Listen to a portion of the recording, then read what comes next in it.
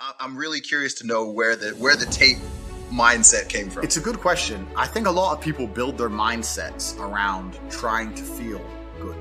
So that's why we were talking earlier about people who want to ignore the idea of personal responsibility or self-accountability because they feel better if they pretend it's not a real thing. They feel better if they pretend everything's someone else's fault. A lot of people's mental model and how they view the world is based around them feeling as good as possible. So when you sit there and talk to somebody who has the mask on and they refuse to believe the elites are laughing at them, it's not because they can't comprehend the ideas, it's because they feel better if they don't believe that they are a clown to the elites. I feel better if this is really all innocent and it's really all about a disease. So people are basing their mindsets around trying to feel good. I have always tried to base my mindset around absolute competence, regardless of how I feel. And there are certainly disadvantages to that. There are times you're going to be a lot more pessimistic, or you're going to be a lot more stressed, or a lot more, pissed off about certain things than others. Yeah, that can be seen as a downside. But like I said, I use all of those things for unlimited motivation to propel my endless upward trajectory. But if you construct a mindset that allows you to be as competent as possible, as opposed to feel any different or feel better, then you're going to naturally come to the conclusions I've come to. I am absolutely interested in conquest. I'm interested in peacocking my feathers and being the best. I'm interested in showing off. I'm interested in alpha male, hi, look at me, I have everything, I can do everything, look at me, this is who I am. And they say that this is all bad and toxic masculinity, but that's, again, just a massive psyop. The entire world was built off the back of toxic masculinity. All the high buildings in Mumbai are built by men who want to prove themselves and say, look what I can do. I can literally go and build a building that's 100 stories high. You need an ego. And I'm ego-driven and ego-fueled, and I don't let it control me, but satisfying my ego makes me happy, and feeling pride makes me happy. How do you prevent the ego to sabotage you? Well, the ego sabotages you when you allow it to delude you. And this is what a lot of people do, because they'll have an ego without the real-world accomplishments, and then they become deluded, and then they become non-competitive. I was broke for the longest time, and that's when I actually became the person I am. I don't think money changes you. I think money amplifies you. I think if you're a real man and you get rich, you're a good man, like Trump or like us. If you're a pussy and you get rich, you become worse than ever. You become, like we talked, a weak, dictatorial, insane, evil person. We're surrounded by them. That's right. So you need all of the character building, bad times, being broke. You need all that before you're rich. The worst thing that can happen to you is you get rich at 19. Imagine a 19-year-old boy who's filthy rich. He's an idiot. So, but society's just got them all messed up now. Mm-hmm. And I feel like they've lost vested interest in the future of themselves and society, which probably ties back into why people are getting away with what they're getting away with, because they look at the politicians and go, oh, it's a scam anyway, it's all a lie, who cares, it's all bullshit. I give up, I don't stand a chance anyway, I give up, I don't care. Let it all burn. Let's make memes and make fun of it burning. You've seen a lot of that?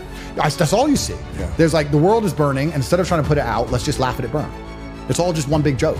Ha ha, it's all burning, oh well. Oops, who cares?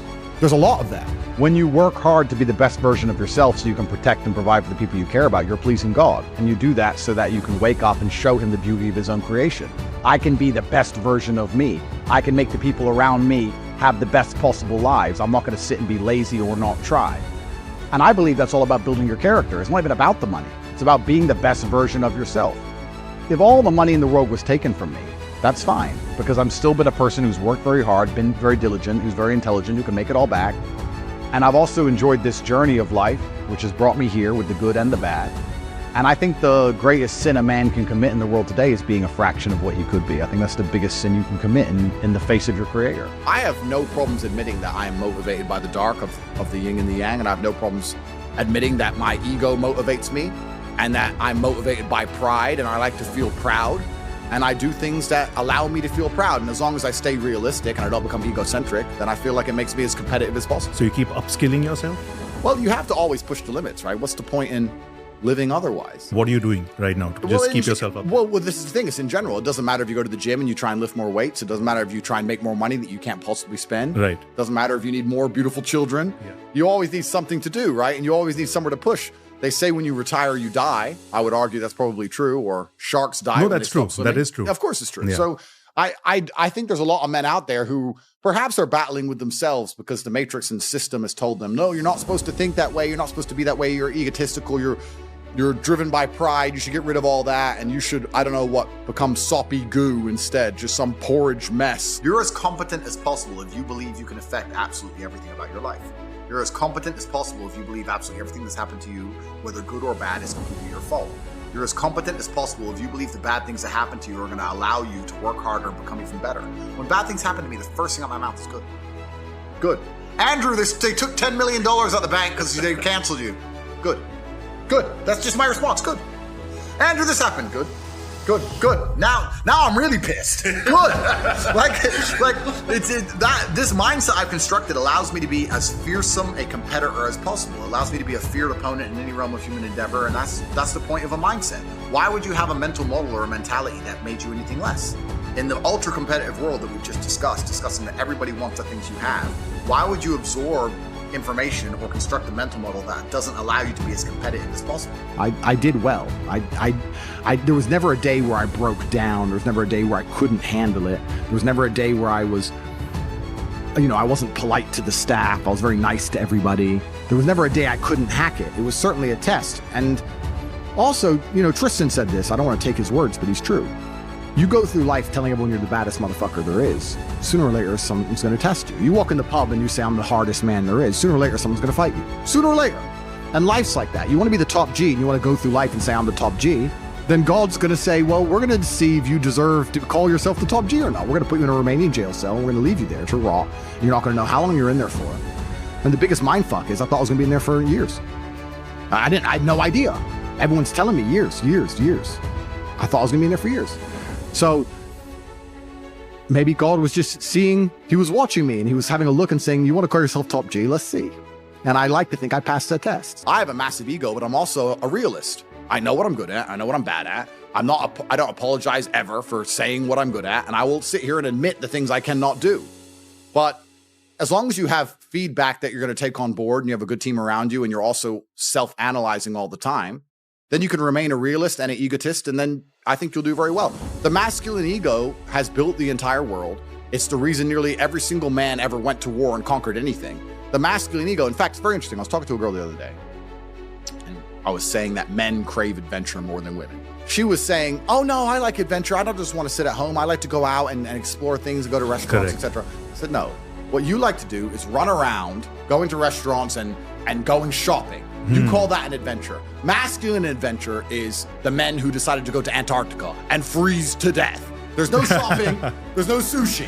They just felt like they had to do it to satisfy their ego and to place their names in the history books. True. We should feel emotion and we should control them. A man should feel angry when it's time to feel angry, and he should control it. As with sad and everything else, there's a time you must simply perform and do the right thing.